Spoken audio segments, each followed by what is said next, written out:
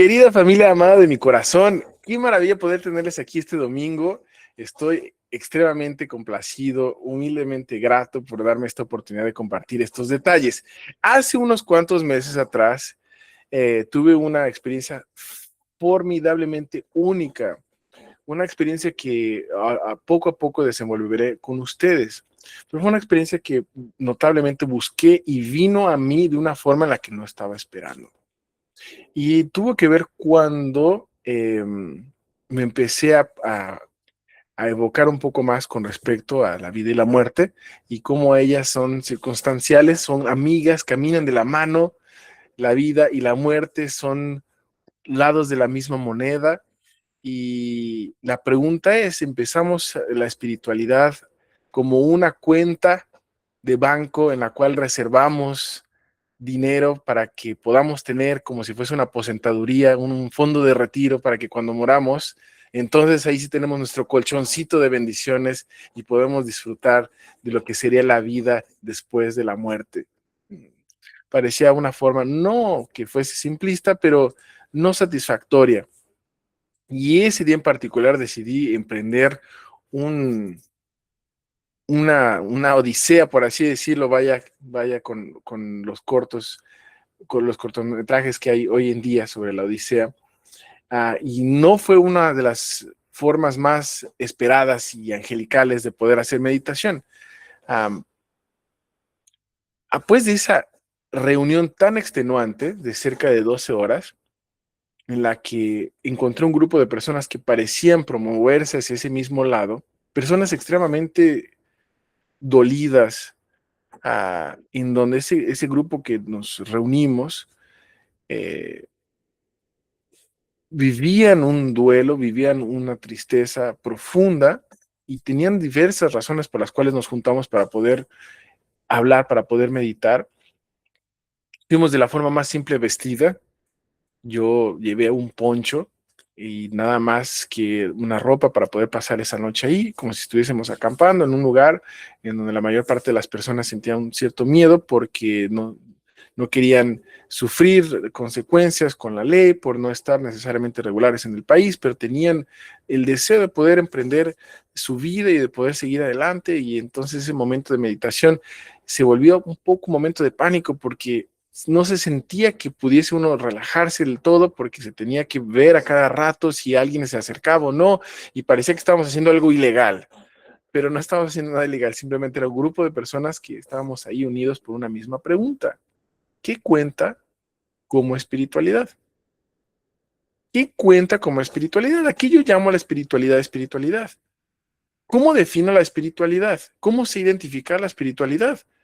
O me la imponen a un punto donde digo, bueno, la espiritualidad es una serie de creencias con textos que debo considerar sagrados y por lo tanto debo forzarme hasta conseguir que me guste esto de la espiritualidad. Muchas de estas personas tenían esta misma estas mismas ganas de poder emprender bajo esa misma pregunta. Todos teníamos una forma muy diferente de vivir, de creer, pero estamos haciendo comunión bajo una circunstancia que compartíamos: el dolor. Y entonces, en ese momento, vinieron una serie de pensamientos que estoy aquí queriendo compartir con ustedes. Les advierto, no soy una autoridad para nada. Yo comparto esto como si fuese una sesión de estudiante con estudiante para poder compartir mis notas y ver si son de ayuda o no, que tiene que ver con este complemento hacia la espiritualidad. Pero la pregunta vino muy fuerte: ¿qué comprende la espiritualidad?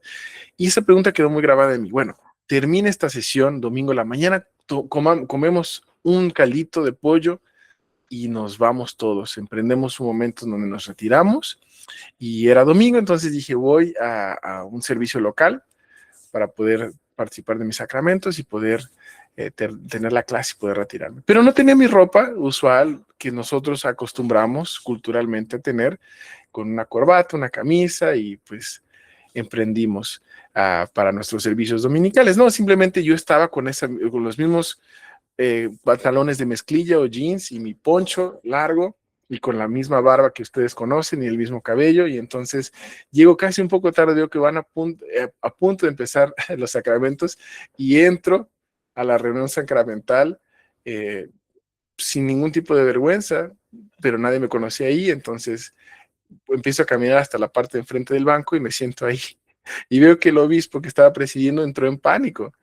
Después supe por otras personas de que pensó que era un terrorista y al momento de pensar que era un terrorista se dio cuenta de que yo estaba mirando a algunas personas que reconocí y que dijeron, ¿conocen a esta persona? Sí, ok, ¿es confiable? Sí, sí lo es, ok, descansamos. La mitad de las personas del Sacramental después dijeron que pensaban que era un terrorista, la otra mitad pensaban que era un actor de la película o de la serie de The Chosen o Los Escogidos y que estaba por ahí después de haber hecho un escenario y nada que ver, ¿cómo creen? O sea, llegaron a esa conclusión rápidamente y yo solamente era un peregrino más que venía y no quería saltarse ese domingo y que no iban necesariamente a saber qué me llevó a llegar con un poncho y sin la ropa usual. Entonces, qué rápido llegamos a esa conclusión con las asociaciones que tenemos. Algunos podrían pensar que yo era la manifestación de un extremista religioso y otro, una persona que representaba ámbitos espirituales que eran compatibles y armoniosos con la visión de ellos. Y por acaso entonces no queda relevante lo suficiente el decir, esta, este himno que nosotros conocemos bien como un pobre forastero, en donde la mayor parte de las personas no consigue ver a Dios manifestado en un pordiosero, y que la última persona menos probable consiguió ver a más allá de lo que la gente se llevaba por la apariencia, era la mismísima manifestación de la espiritualidad, ver más allá de lo que mis sentidos más agudos me pudiesen informar. Y esto entonces me trae una pregunta, si la espiritualidad entonces es más allá, no es que no sea, es que es más allá de lo que mis circunstancias y mis sentidos me informan, es un anhelo de moverme hacia aspectos que viven en el presente y que no están después de la muerte, pero que se manifiestan a la par de mi existencia orgánica. Entonces, ¿qué defino como pecado? Bueno, yo puedo entonces irme a lo más tradicional, igual como la espiritualidad. Puedo decir lo más tradicional de la espiritualidad que acabamos de hablar. Son una serie de reglas, una serie de deberes, una serie de recursos que tenemos que forzarnos hasta que nos guste o que vamos desde una necesidad genuina y empezamos a hacer sentido de aquello.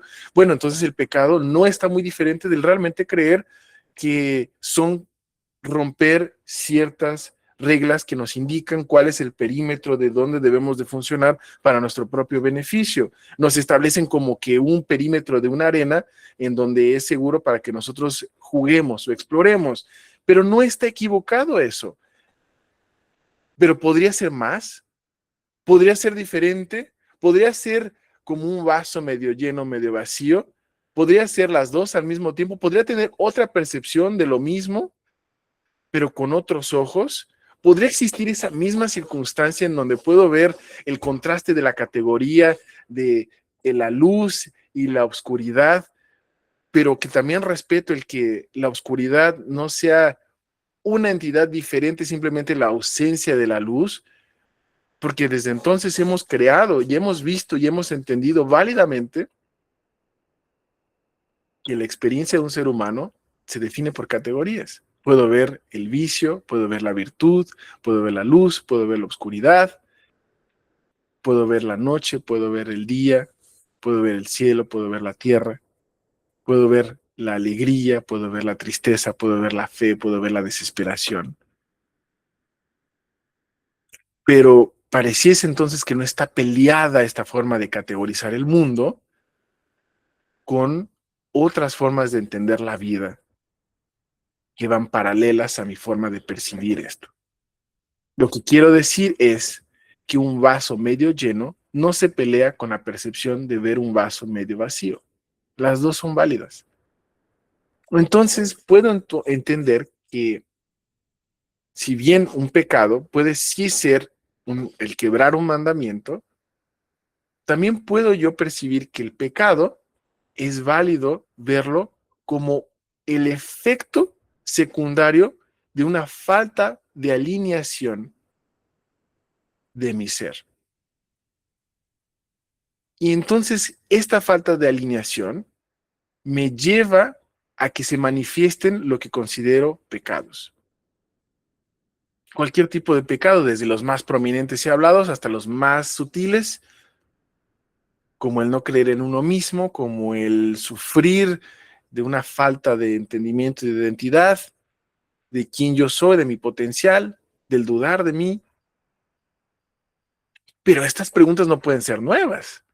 Seguramente ha habido otras personas que han tenido esta misma forma de pensar o este mismo deseo de encontrar, no más, simplemente entender profundidad. Y entonces, vaya que sí, desde milenios se ha hablado sobre esto y vamos a hablar sobre estas meditaciones. Cada uno de este alineamiento produce efectos de diferentes tipos de pecado. El ver el pecado por lo que es, por la acción de la quiebra del mandamiento, no es equivocada, pero nos puede mal guiar a interpretar las bases, los cimientos que hacen que una persona llegue hasta ese punto. Puedo decir no matarás, pero es muy diferente matar con odio que matar por deber. Hacemos esa distinción clara entre las personas que van a servir guerras o en las escrituras cuando vemos que Nefi tuvo que hacer lo necesario de una persona que tuvo que derramar sangre inocente porque estaba codiciando el poder. Entonces, entendemos también que el mentir parece también muy diferente. Es muy diferente mentir por querer ganar algo que el mentir por el querer recuperar algo. Parece que estamos siendo entonces muy relativistas, pero no es así. Queremos entender que la espiritualidad entonces me ayuda a entender la postura interna del por qué hago las cosas. Y puedo hacer dos cosas iguales, como una oración, como un ritual de limpieza, como los que tenemos con el bautismo, con los sacramentos. O puedo hacer un ayuno, pero mi postura interna es diferente. Puedo donar, hacer una donación de diezmo, pero si lo hago desde el miedo, si lo hago desde el deber, si lo hago desde el amor, me produce efectos diferentes en mi jornada de vida. Y entonces la pregunta queda aquí, ¿cuánto he consumido versus cuánto he producido? La meditación que vamos a hacer es entender lo que hemos producido en cuestión de amor. ¿Cuánto amor he producido? ¿Y cómo produzco amor? ¿Produzco amor como consecuencia del amor dado de alguien más? ¿O produzco amor independiente de las influencias de otras personas? ¿Cómo se ve producir amor? ¿Y me esfuerzo a producir amor? ¿Puedo producir cuando siento que no tengo? ¿O es una falsa percepción? Y al momento de morir, ¿puedo entonces ver cuánto amor he producido y las formas en las que he producido amor? Independiente de sus consecuencias. Si yo he llegado a decir algo con amor, ¿me arrepentiré o no me arrepentiré? Mucha gente dice que no, porque sabía que su intención y su postura interna era con amor genuino. Entonces, cuando no puedo vivir con una forma constante de producción de amor, usemos esas palabras, empezamos a tener estas faltas de alineación y bloqueos. ¿Cuáles son las más básicas que personas milenarias han podido observar? El miedo. El miedo que se produce a razón de una protección de sobrevivencia. Necesito sobrevivir, por lo tanto el miedo me hace conducirme a producir quizás las consecuencias que se pueden entender como pecado. Maté por miedo, mentí por miedo, traicioné por miedo, engañé por miedo. Esas son las más voluptuosas y grandes, pero también las más pequeñas también, como no me presenté a mi deber por miedo. No te dije lo que sentía por miedo. No serví por miedo. No te dije lo que tanto deseaba por miedo. La siguiente viene como culpa. La culpa entonces me promueve a tomar ciertas acciones que luchan en contra del placer porque el placer se siente prohibido. Y no digo el placer sexual, pero digo el placer en general. Se siente como que hedonista, como indulgirse en algo que es prohibido. El placer así no puede ser tan fácil. Algo está mal. Entonces siento culpa de disfrutar la comida, siento culpa de disfrutar una amistad, siento culpa de poder enseñar, aprender, vivir, convivir. No puede ser. He creado y he criado una cultura del sufrimiento en donde si no sufro, entonces no es correcto. Tengo que sufrir primero para después disfrutar. Porque si disfruto de primera instancia, entonces algo no está bien. Y entonces me bloqueo en mi gusto. Y cuando me bloqueo en mi gusto por culpa, entonces puedo cometer muchas acciones que entonces se pueden denominar quizás como los pecados. Ya pensaron acciones que se evitaron o que se hicieron por causa de la culpa. Te mentí más, no por miedo, pero por culpa. Por culpa de que escucharas algo que no te iba a gustar. Te robé, y no hablamos de pertenencias, quizás de tus oportunidades por culpa. Te malinformé por culpa. Te desvié por culpa. Los antiguos milenarios, ancestrales, espirituales, veían que la culpa entonces era una gran fuente que promulgaba una falta de alineación y que me hacía entonces generar ciertos momentos que podemos percibir como pecados. Después podemos ver la siguiente, que tiene que ver todo con la fuerza de voluntad. La fuerza de voluntad que hace que una persona pueda conseguir aquello que busca, como si estuviese enfocado en nada más eso. Y queda prácticamente desalineado, no con el miedo, no con la culpa, sino con la vergüenza.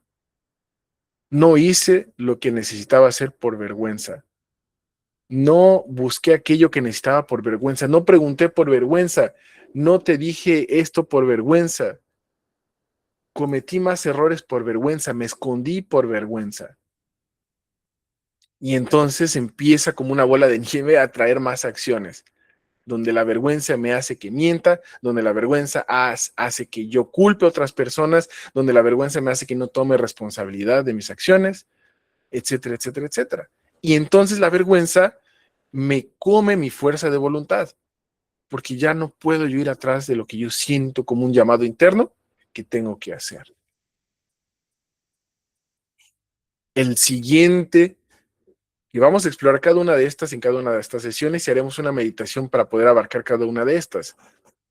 El siguiente de los ancestrales espirituales hablaban sobre el amor, como lo habíamos hablado, pero ¿qué desalineaba el amor? El gran luto. Ese luto que nunca se terminó de vivir. Ese luto que se pagó como si fuesen tiendas de supermercado o tiendas de productos electrodomésticos que te dividen, una cocina te dividen un producto en 1000 veces sin intereses. Ese luto que uno va viviéndolo poquito a poquito, cortadito, picadito, y que siempre es el mismo y que nunca se termina de procesar. Es un dolor eterno y uno no tiene las formas de poder vivirlo, transformarlo en gratitud. Y es difícil. ¿Cómo yo puedo superar la pérdida de mi hijo en 6 meses cuando vivió conmigo 20 años? ¿Cómo puedo yo sobrepasar un matrimonio si lo viví por 10 años, en 5 meses, en 2 años? No es suficiente. Siento entonces que el luto es una forma de castigo para recordarme, para no desvalidar la existencia de aquello que yo recuerdo. Entonces me quita la posibilidad de amar y por lo tanto, cuando vivo en luto, hago todo lo que está a mi alrededor con esa tristeza. Lo hago. Muchos dicen, es mejor que lo hagas a que no lo hagas, pero el problema es cómo acaba viviendo, cómo acaba transmitiéndose esa acción. Entonces, puedo ver que la tristeza, el servicio hecho con tristeza, comparte más tristeza, genera más lástima y genera más pena. Y hace que la persona que recibe el servicio por lástima y tristeza se separe y no se una como el amor tanto promulga. Y cuando hacemos un servicio que nos cuesta con tristeza, pero lo hacemos, nos queda una bifurcación clara. Finjo que estoy feliz para que no se vaya esa persona, o no finjo y el resentimiento toma espacio en esa vía de conexión hasta que se pueda hacer más. Es decir, evitamos el hoyo, el bache, hasta que tengamos recursos para taparlo. Y está todo bien, así funcionamos en la vida y así hay que hacerlo sin cuestionarlo mucho. El siguiente, y está alineado, es la verdad. La verdad es una fuente maravillosa de paz y de entendimiento. La verdad por sí sola es inexplicable, pero se explica por sí misma. La verdad es un concepto tan abstracto, pero al mismo tiempo tan firme, que el cuerpo reconoce cuando algo es verdad versus cuando algo no lo es. Los antiguos maestros de la espiritualidad veían que muchos de los pecados no veían por la falta de verdad, venían por las mentiras, pero no dadas a otras personas, venían por las mentiras dadas a uno mismo. Esa era una verdad que estaba, por así decirlo, desalineada, porque me miento a mí mismo. ¿Cómo me miento a mí mismo? Pues diciendo que no puedo y buscando evidencias para reafirmar mi postura de que no puedo. Entonces, cuando creo que no puedo, encuentro cualquier forma de ineptitud.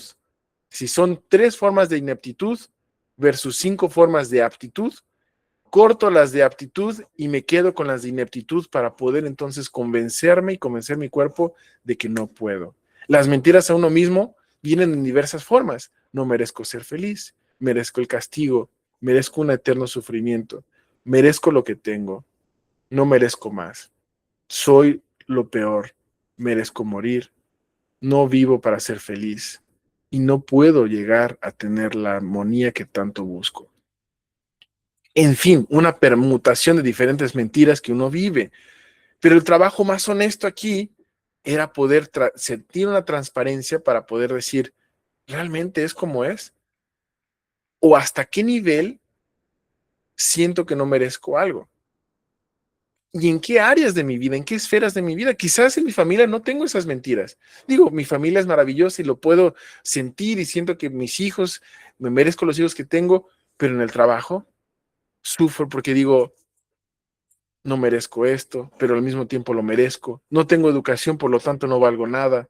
Nunca terminé la escuela, por lo tanto viviré así. Soy una mediocre, soy un mediocre, no entiendo, no soy educado, etcétera, etcétera, etcétera. Imposible no ver que estas mentiras se empiezan a formar desde los años más primarios de nuestra vida. Muchas manifestaciones de mentiras se han encontrado a partir de los 6, 7 años. Se empieza a vivir estas mentiras propias a raíz de una percepción desalineada de uno mismo. Entonces, no se diga cuando hay personas que en su propio desalineamiento, como zigzag, evocan sus malas percepciones para decirnos que no valemos. Quizás no nos dicen descaradamente no sirves para nada, quizás sí, pero nos dicen a través de su emoción, no eres suficiente. Y no te dicen con esas palabras, quizás te dicen, te pedí otra cosa, te pedí esto, y uno se siente culpable de poder haber hecho eso con otra persona. Y entonces el ciclo de desalineamiento vuelve a empezar. Miedo, vergüenza, luto, culpa, mentira. La mentira de que no merezco algo diferente. Entonces, ¿cuáles son las mentiras que yo me he dicho a mí mismo o a mí misma o que me han dicho y que yo me las he creído? Y por lo tanto, hago todas mis acciones, hasta las que me llevan al pecado tradicional, por esas mentiras. Personas que se drogan porque viven en esa mentira. No merezco nada mejor. Y el drogarme no es lo que me quita, es lo que me da. Me hace sentirme menos miserable. Entonces, cuando no tengo ese efecto del alcohol o la droga, vuelvo a sentir la mentira. No soy suficiente, soy miserable, soy lo peor. Y el poder recibir esa droga o ese alcohol me levanta, me da aire. Pero al mismo tiempo las personas afuera no me entienden y soy lo que soy un miserable. Bueno, vemos la siguiente de alineación. La siguiente es la ilusión. La ilusión que parece bloquear la introspección. La introspección es una mirada interna para ver qué procesos dentro de mí, desde mi cuerpo hasta mi mente, hasta mi espíritu, no están en concordancia. Una hermana me decía así por cariño, obispo, algún excelente discurso de alguien que me dijera si me puedo o me debo o no casar. Y entonces digo, a ver, no soy una autoridad en esto, pero le puedo dar un consejo si me permite con esta osadía de parecer que sé, pero no sé nada. Ante la mínima hesitación, la respuesta es por ahora no. Porque yo me puedo dar una gimnasia mental y decir, sí tengo que hacer esto, si no, no, pero es una buena persona, no, pero no sé qué. Pero ya mi cuerpo me dijo que no. Y entonces lo desrespeto y me desalineo. ¿Por qué? Porque he creado una ilusión. La ilusión como ese espejismo en medio del desierto donde veo un oasis, donde no hay un oasis, y entonces digo, sí se puede, solo hay que trabajar un poco. No, esto lo puedo ver así, pero esto lo puedo ver acá. Y la mente empieza a ejercer una mecánica para dejarnos alineados como ciego en tiroteo, buscando una salida, pero no la encuentro, pero arrastrarme no es suficiente. Y entonces digo, esta ilusión se va a quebrar porque no tengo introspección. La introspección es cómo se siente mi cuerpo, cómo se siente mi mente y cómo me siento yo espiritualmente. Si alguien me propone un negocio, mi mayor deseo es que funcione, pero mi cuerpo me dice algo no está bien. Y entonces digo, no, no, no, no, es que me han mal educado, estoy condicionado. No, no, no. La introspección es decir, ¿por qué me siento como me siento? Una pausa. Quiero entender por qué me siento así. Quiero entender qué me está sucediendo. No, es que no tienes que decidir. No, okay, entiendo la presión, pero no puedo yo tomar una decisión. Siento algo desalineado dentro de mí. Esa es la introspección. Puedo ver hacia adentro y entonces puedo ver qué ilusiones me he creado. Y entonces veo que muchas personas vivimos con estas diversas formas de ilusión en diferentes esferas de acción, en la familia, en el trabajo, con la pareja, individualmente. Un ejemplo muy sencillo podría ser que yo me percibo como algo muy diferente de lo que realmente soy. Imagínense que yo entrase en ese sacramental creyéndome y viviendo la ilusión de que realmente soy un terrorista. ¿Cómo se verían mis acciones? ¿Cómo quebraría los mandamientos? ¿Cómo se verían mis pecados? ¿Y cómo se vería una persona que genuinamente se ve como lo más sagrado que existe, sin caer en el egocentrismo del miedo que produce un narcisismo? Pero me siento sagrado, pero no superior. Entonces hasta un apretón de manos se siente diferente. Esas ilusiones se tienen que encontrar y se encuentran a través de una información, nos dicen los antiguos, como un consejo. Cuerpo, ¿cómo estás? ¿Qué te hace sentir mal? Veo que tienes hambre, vamos a comer. Mente, no te olvides tu posición. Eres el sirviente, pero yo soy un amo honesto y sensible.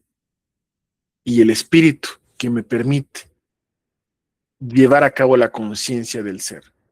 Todas estas comunidades las integro con consenso y entonces puedo abarcar dónde están las ilusiones. ¿Dónde están? Y por último, de estas alineaciones que vamos a abarcar en la última semana, tiene que ver con la mayor y más potentosa forma de ver la vida, como todo, como uno. Yo soy tú, tú eres yo, no estoy arriba, no estoy abajo de ninguna manifestación de animales o de plantas, no están para servirme todo el tiempo, ni estoy para servirles todo el tiempo, simplemente somos uno. ¿Y cuál es lo que bloquea ese sentimiento de uniformidad? Ese sentimiento de unión, mejor dicho, ese sentimiento de unión con el todo, de sentirme yo como diría Cristo, yo con el Padre somos uno. Entonces sería los apegos. Los apegos terrenales son la mayor fuente de desalineación y son muy difíciles de poder identificar porque creemos en la mente que nos podemos deshacer de todo. Podemos deshacernos de el sofá o del aire acondicionado que tenemos, pero cuando llega ese momento de deshacernos, o si alguien lo rompe o si algo pasa, decimos, pero me costó tanto trabajo, pero esto representaba el otro. Y el punto no es no sufrir, el punto es la prolongación de ese sufrimiento, porque lo que le pasa al objeto, le pasa al sujeto. Es una sustitución de mi ser, me veo identificado en esos objetos como parte de mí. Entonces no puedo procesar ese apego al perderlo con su debida forma, con su luto necesario, eficaz, directo, no en círculos. Y entonces bien decía las palabras del Salvador, de que no pongamos nuestros tesoros en aquello que el polvo puede corroer. Entonces, si no es para esperarme hasta que me muera, ¿qué cosas espiritualmente me ayudan a poder ejercitar que el cuerpo no sienta ese apego? Y pueda vivir ese proceso mirándolo a los ojos, la pérdida mirándola a los ojos, o lo que parece tener un gran valor significativo. Aquí en los Estados Unidos es muy común tener tiendas de segunda mano. En la parte de lo que es Utah, Idaho, Arizona, Las Vegas, hay unidades de tiendas de segunda mano que son organizadas por la iglesia y se llaman Deseret Industries. Y es increíble que después de una muerte de un ser querido, llegan camiones de todas las posesiones de esa persona por un hijo para que las personas lo descarguen y sean donadas. Y entonces uno ve muchos de estos libros con las dedicatorias para mi abuelo, para mi madre. Y entonces la pregunta queda, ¿dónde quedó ese fragmento de alma de mí? J.K. Rowling en su maravilloso serie de libros de Harry Potter propone como el villano principal al señor Voldemort. Quien ha visto las películas recordará a esta persona que no tiene nariz por diversas formas, pero que propone una cosa muy interesante. Voldemort, como una persona, no tenía capacidad para ver a la cara la muerte. No quería. Y por lo tanto divide su alma en diferentes objetos. Y tiene diferentes objetos que se crean a través de matar a alguien.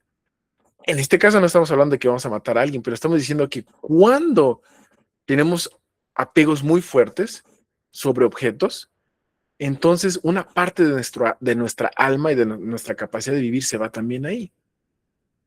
Imagínense personas que llegan a perderlo todo. ¿No tendrían que sufrir o llorar? Sí, pero es un luto semejante a aquel que pierde un hijo y se ve irracional, pero les gasta tanta energía que llegan a adolecer casi igual como si hubiesen perdido un ente querido.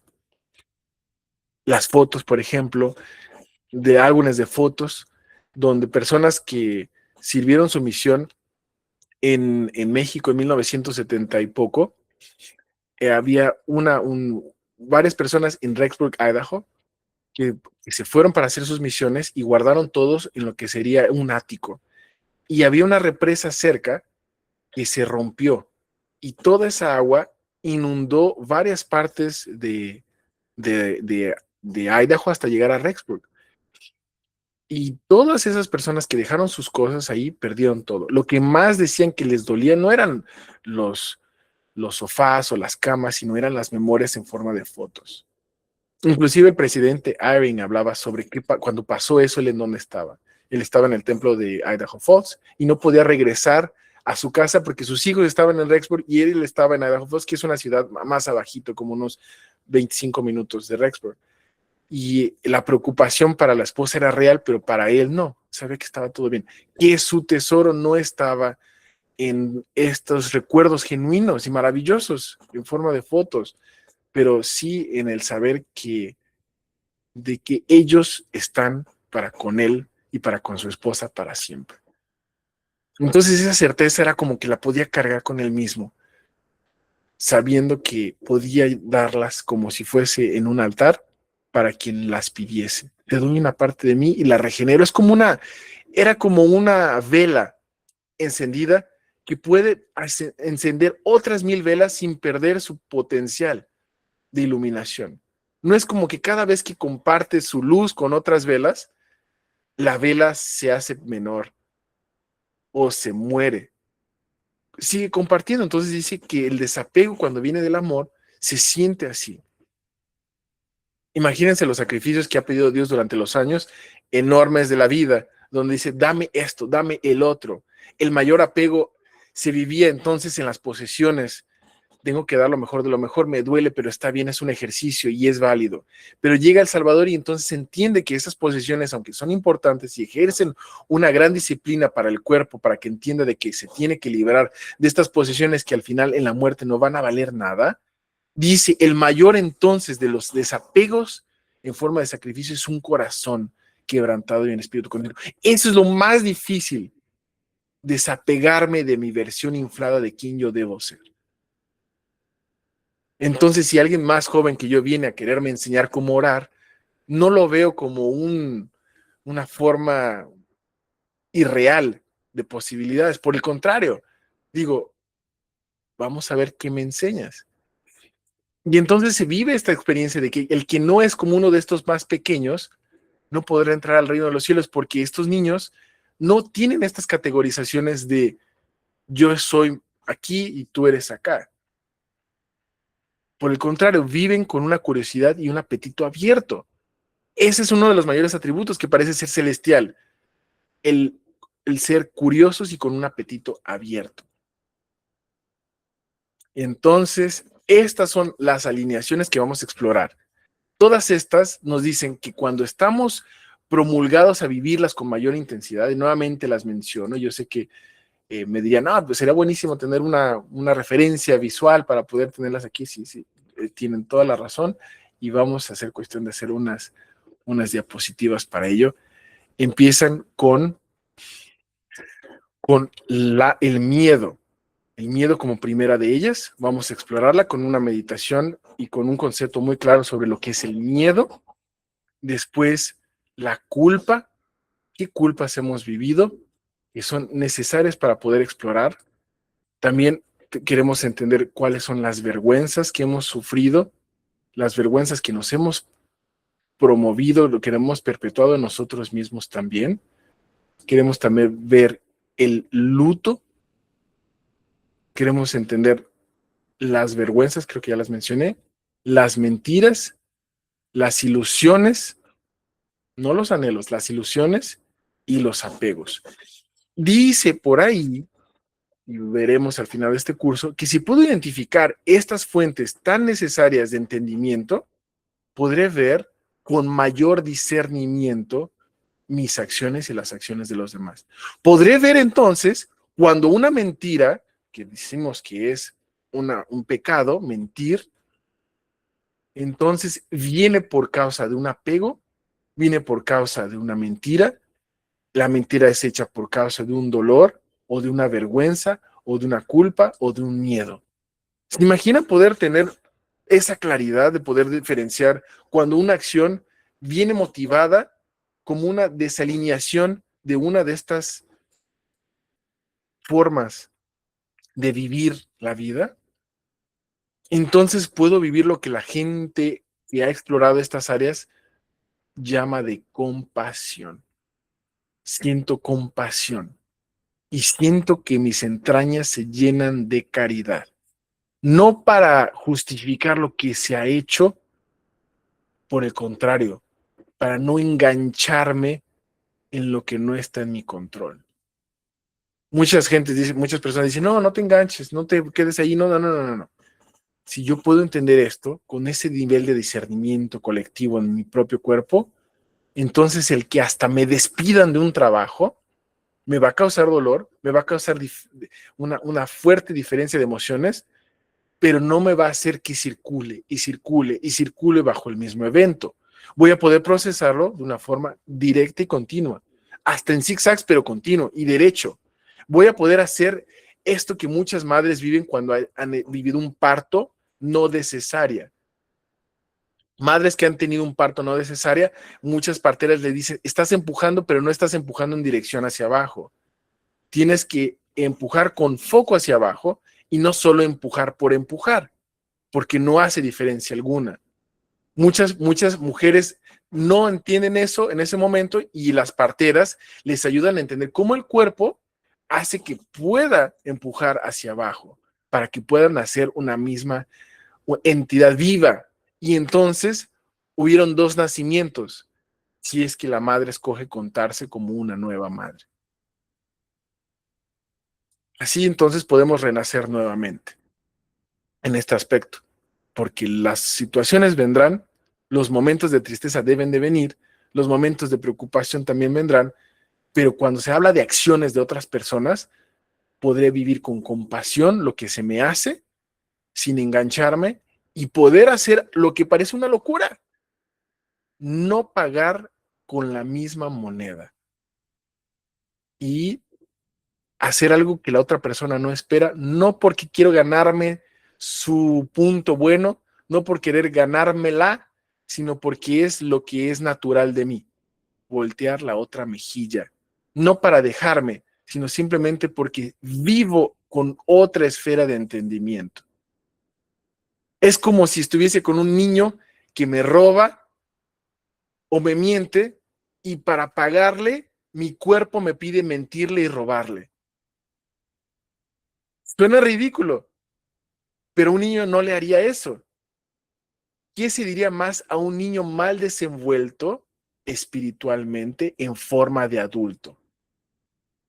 Entonces puedo vivir con una compasión de decir, qué dolor, qué tristeza, y oraré por ti. No es condescendencia, esa es solo Dios. Es una forma entrañable de decir, me puedo ver en ti. Esa versión yo la viví en algún punto también, pero está todo bien. Puedo dejar. Y se dice que cuando vivo con esa intensidad de momentos, porque la vida es comprendida por momentos, puedo respirar y en el momento de la muerte, cuando se manifieste como una vuelta de moneda de la vida, podré ver con inmensa gratitud todo el amor que he producido a lo largo de mi vida. Con una sonrisa puedo partir y ir a la vuelta de la puerta giratoria a mi siguiente plano existencial. Pero bueno, vamos a explorar esto poco a poco. Por ahorita vamos a hacer una pequeña práctica de estas meditaciones que tenemos y por favor necesito de ustedes, si esto suena muy diferente, suena así como que no me gusta esto, déjenme saber, no pasa nada, me gustaría poder refinarlo para poder mejorarlo. Pero es importante quizás permitirnos la exploración de esto de aquí hacia una forma mayor de poder comprender todo lo que se existe para mí y a favor de mí y para mi deseo de progreso. ¿Okay? Con esto entonces vamos a hacer una pequeña meditación. ¿Qué les parece? ¿Qué les parece si hacemos una pequeña meditación? ¿Okay? Una meditación central. Vamos, para que ustedes no se sientan avergonzados, voy a desactivar el video para que ustedes puedan sentirse bien. Nos percibimos internamente nos percibimos internamente. Cerramos los ojos, respiramos, respiramos profundamente, respiramos conmigo una, exhalamos,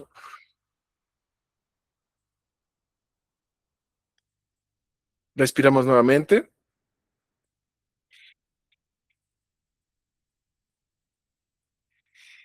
exhalamos. Quiero empezar a percibir mi cuerpo. ¿Cómo está mi cuerpo? ¿Está tenso? ¿Qué partes están tensas? Y voy a ver cómo puedo poner atención que están tensas cuando le doy foco. Mis hombros están tensos, los relajo moviéndolos levemente, los relajo. Mi cuello está tenso, lo relajo también. Mis manos las extiendo, no las cierro.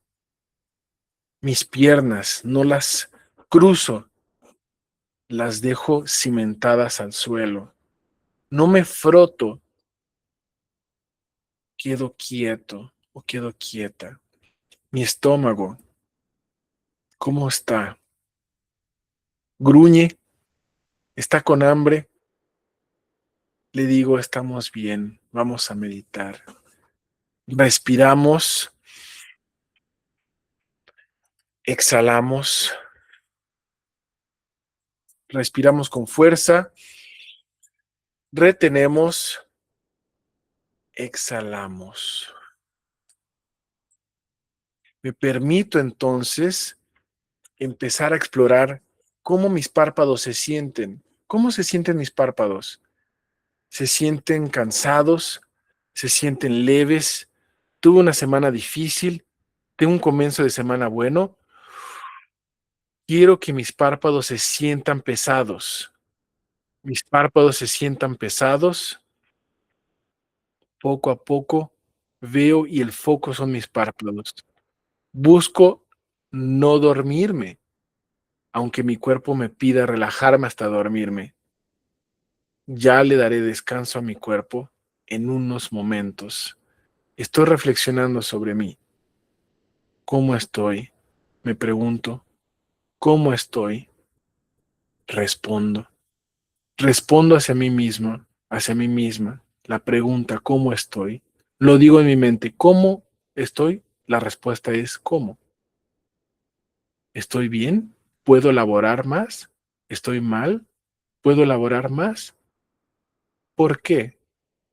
¿Por qué estoy así? ¿Por qué me siento así?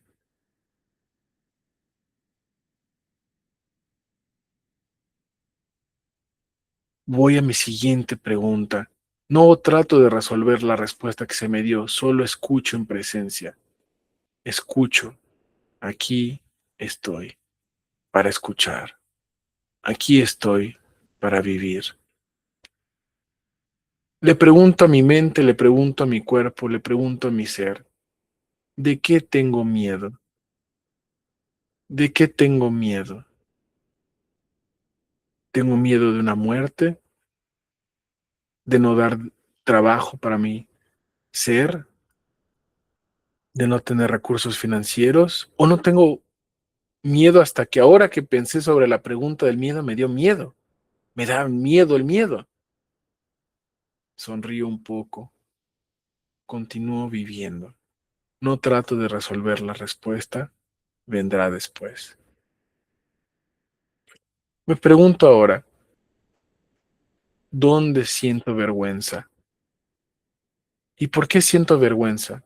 ¿Siento vergüenza? ¿De qué? ¿De qué siento vergüenza ahorita? No siento vergüenza de nada, está bien, agradezco. Y digo, estoy consciente. Pero de qué cuando veo y hablo la palabra vergüenza, ¿qué es lo que mi mente como una sirvienta, un sirviente, aunque tengo un estigma muy raro esa palabra, pero la mente se deleita en servir?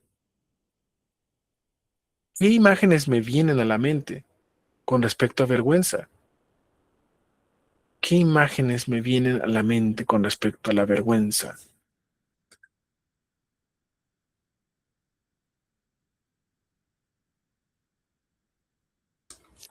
Las observo, no reacciono.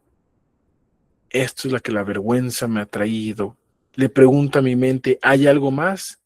Por favor, trae a mi mente en estos momentos alguna otra cosa que me emita vergüenza. Por favor. ¿Qué más me emite vergüenza? Muy bien. Lo tendré en mente y lo voy a apuntar.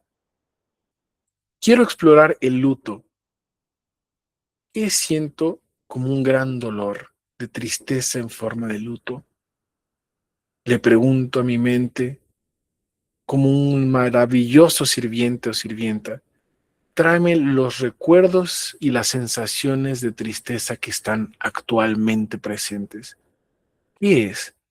Y yo como comunidad siento tristeza y luto. Quizás no he podido trabajar y deba hacerlo. La mente buscará y me informará. Quizás me dice, no hay nada. Quizás me dice, buscaré. No he encontrado por ahorita, pero seguro hay algo. O quizás fue rápido o rápida en decirme, aquí está. Aquí nos duele. Aquí nos duele.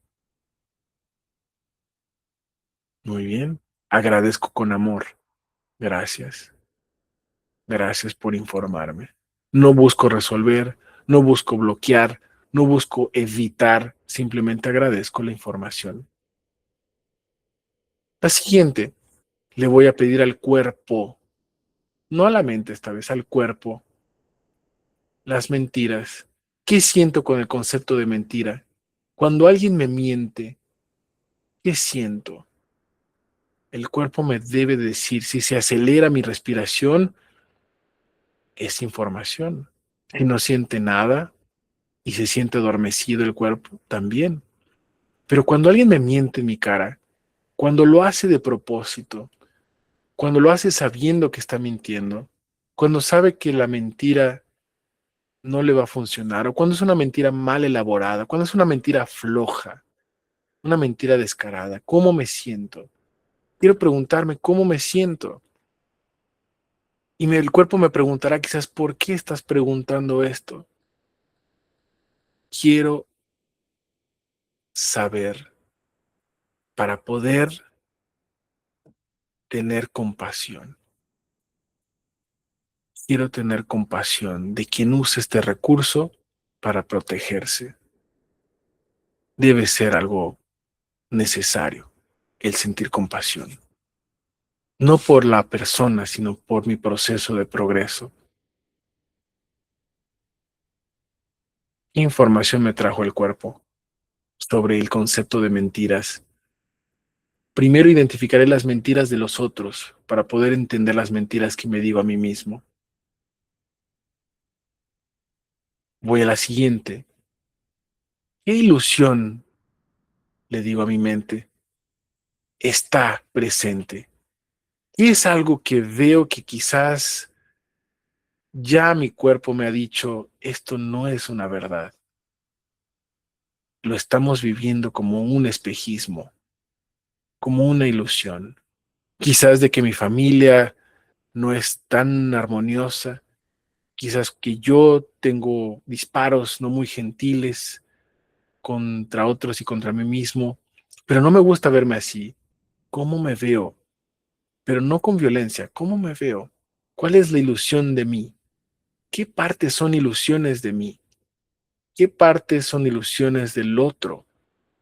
El otro puede ser en forma de mi madre, de mi padre, de mis hijos o de mis hijas, de aquellos que ya fallecieron y que al fallecer se volvieron santos, olvidándonos de todas las cosas que quizás no hicieron bien y que los hace más humanos. ¿Qué ilusión tengo para poder entender con introspección? Recibo esa información, la agradezco y voy por la última. Quiero vivir con un poco de transparencia. ¿Qué es algo que me dolería perder materialmente hablando? Quizás algo que me tomó mucho trabajo, mucho esfuerzo, mucho sudor. Que es algo que quizás no he identificado como apego todavía, pero que sé que si lo perdiese, me dolería. Quiero usar el poder de la introspección para poder entender mi apego. ¿Qué es? ¿Qué me dolería perder físicamente? Le pregunto a la mente. La mente va a buscar y va a servir. ¿Me ha informado o sigue trabajando? ¿O me ha traído más de un resultado? Agradezco. Respiro profundamente. Exhalo. Agradezco. Gracias, mente. Gracias, cuerpo. Yo les he escuchado y les he visto. Gracias. Agradezco. Respiro profundamente y ahora busco el nada. No voy a pedir nada, no voy a tratar de resolver la información que se me dio, no voy a decidir nada. Me voy a permitir 30 segundos de no pedir nada. Si tengo una enfermedad, no voy a pedir salud. Si tengo una tristeza, no voy a pedir consuelo. Si tengo un problema, no voy a pedir solución. No voy a pedir nada. No pedir nada no es ser ingrato, es ser todo al mismo tiempo. Respiro profundamente y no pido nada.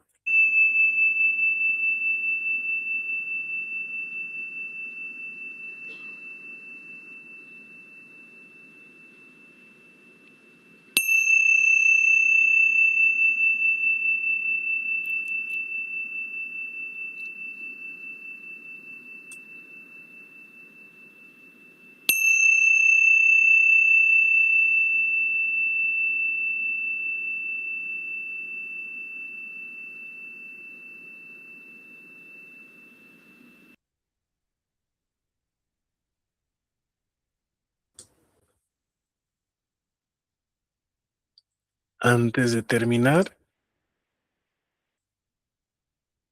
agradezco, agradezco y me siento conectada y conectado con todo. Siento a Dios en todo. Siento a Dios en la voz manifestada a través de la persona con quien estoy escuchando. Siento a Dios en aquellos que están en mi mente, en mi corazón, en mi cercanía. Siento a Dios en las personas que veré mañana, aunque no sean necesariamente las más íntimas. Siento a Dios hasta en las personas que no han tenido la fortuna que yo. Y siento a Dios hasta en las personas que han tenido más fortuna que yo y que encontraré mañana. Siento a Dios en todas partes, como un sol que ilumina cada canto del mundo. Agradezco. Y digo a mí mismo, a mí misma, exploraré a Dios más allá de lo que yo creo ser.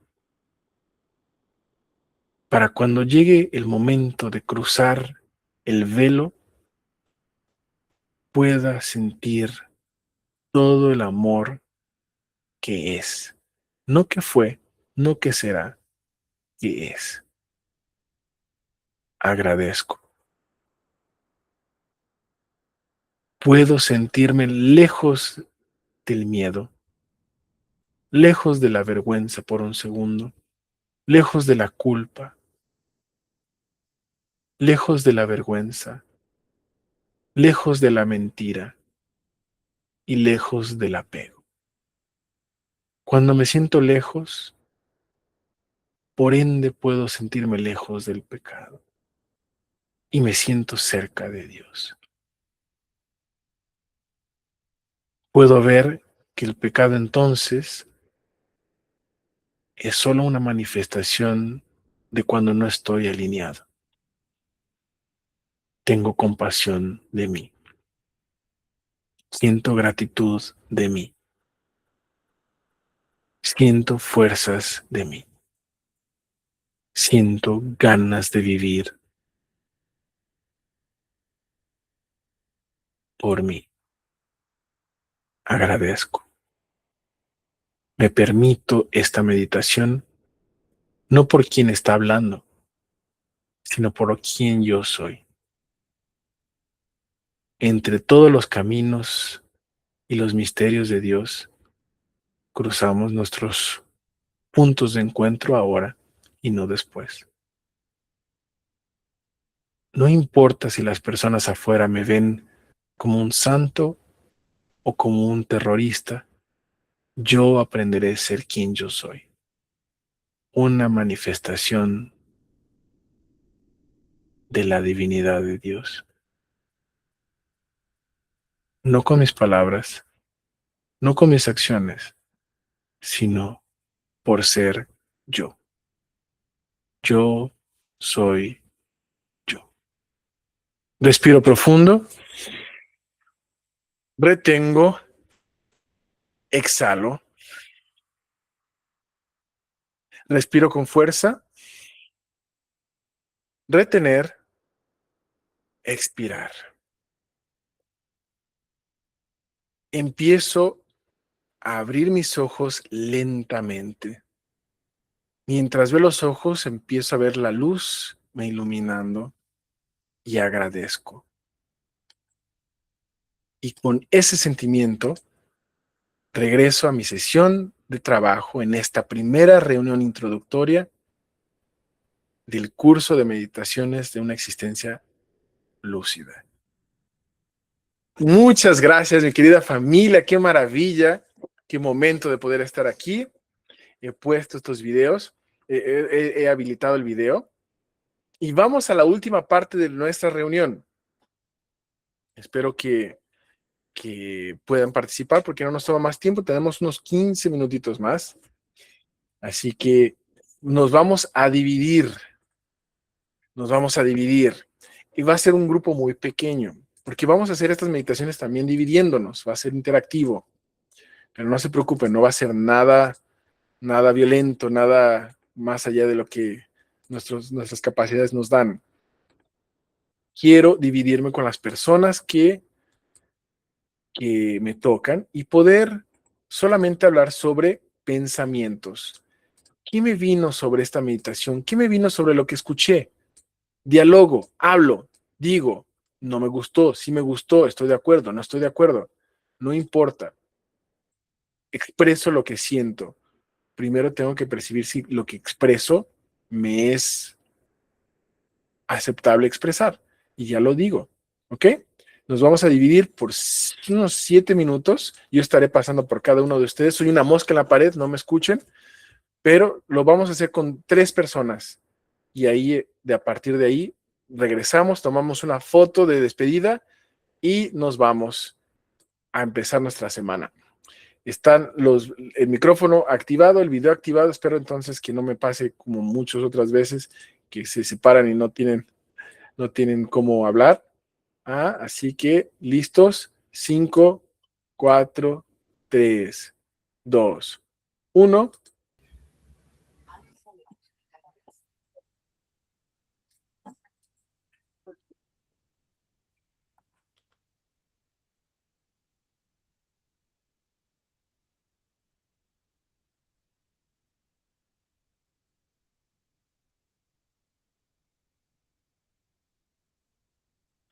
Mi hermana Ochoa, mi hermana Andrea, mi hermano Dudley, les aparece una invitación para poder unirse a su cuarto de práctica.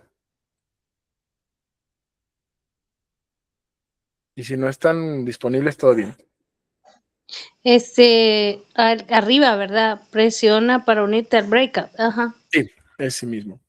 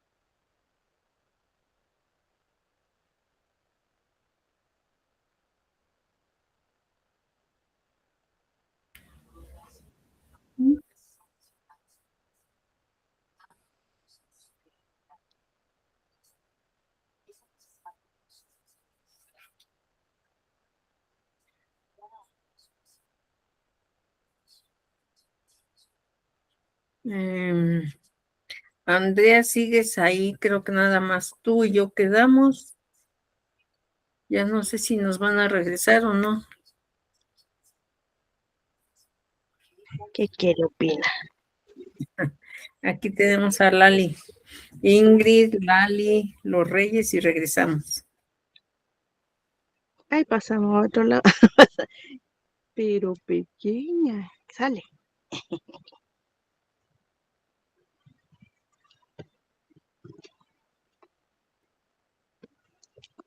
Ya pues, sala. Señor, sale de ahí. Unirte a una sesión de introducción.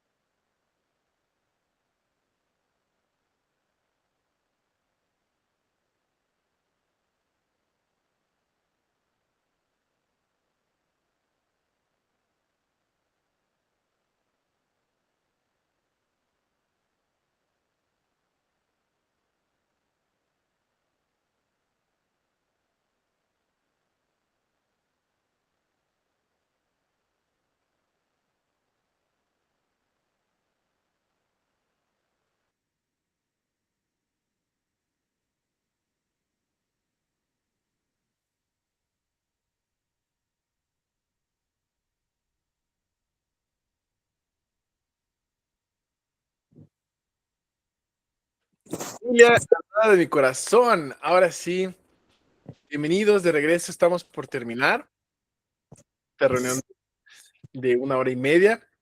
Espero que haya sido muy bueno el poder compartir contra las personas, lo que hemos tenido. Entonces, entendemos una cosa aquí, que Pablo había reflexionado con tanta claridad mental, tanta lucidez existencial, y cualquier ritual, cualquier texto sagrado, cualquier modo de convivencia colectiva no puede llamarse espiritualidad que te lleva a la religión si no produce amor. No sirve para nada. Pablo se queda abismado con esto y entonces dice, todo esto tiene que ser al servicio de producir amor. Por lo tanto, la verdadera religión que cuenta como espiritualidad o que promueve la espiritualidad, la religión viene exactamente de eso, que une todo para promover la espiritualidad que está en el ser, es exactamente el promover la alineación al amor, producir amor.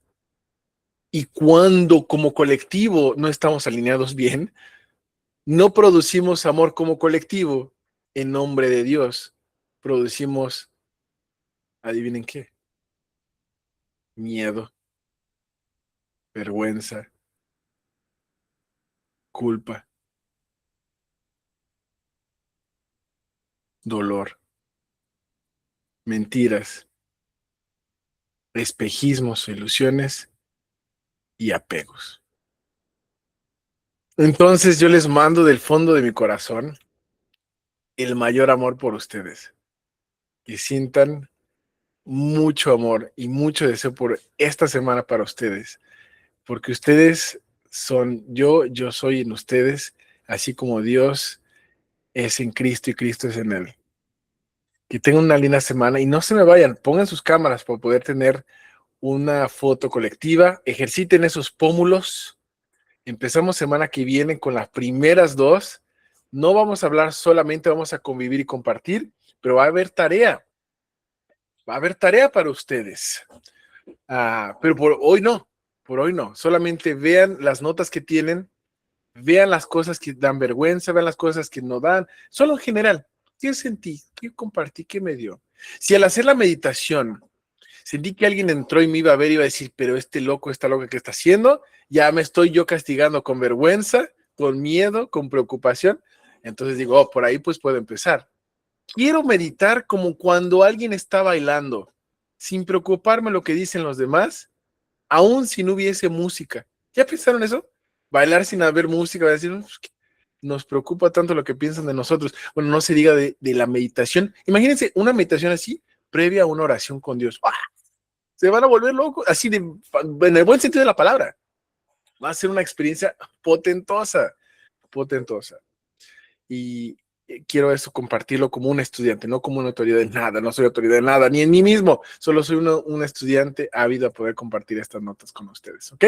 Así que pongamos nuestra cara, nuestros pómulos ejercitados, nuestra sonrisa de la semana. No importa si esta sonrisa no es la que tenemos todos los días, no pasa nada. No pasa si mañana nos volvemos tristes, no pasa nada. Hoy vamos a sonreír a este momento que tenemos juntos, ¿ok? Entonces, ¿listos? 5. ¿Quién falta? Mi hermano Ochoa, mi hermano Dudley, mi hermana Martita está como que desenfocada del ángulo, pero ahí está, perfectísimo, lindísima sonrisa. Mi hermana Andrea, Bustos, ¿alguien se nos fue? El hermano Ochoa se nos fue, todo bien. No le voy a pagar con la misma moneda, ahora no entra más a la clase. No. Pues si está bien, venga de nuevo. Ahí está mi hermano Dudley. Listísimo, mi hermano Ochoa regresó, qué buenísimo. 1, 2 y 3. Ahí está. Un beso, un abrazo. Si no aparecieron en la pantalla o la foto no les gustó, no entren con violencia. Ustedes dicen, qué fea, qué descabellada, qué loco me ve. No. Se aceptan con gratitud. Un beso y un abrazo. Nos estamos viendo en la semana que viene. Gracias. Muchas Muchas gracias. Buenas noches, gracias. Buenas noches. Buenas noches. Ahora mi hermana María Eugenia, mi hermana Pinta, mi hermana Ana María, mi hermana Dolly, mi hermana Andrea Bustos.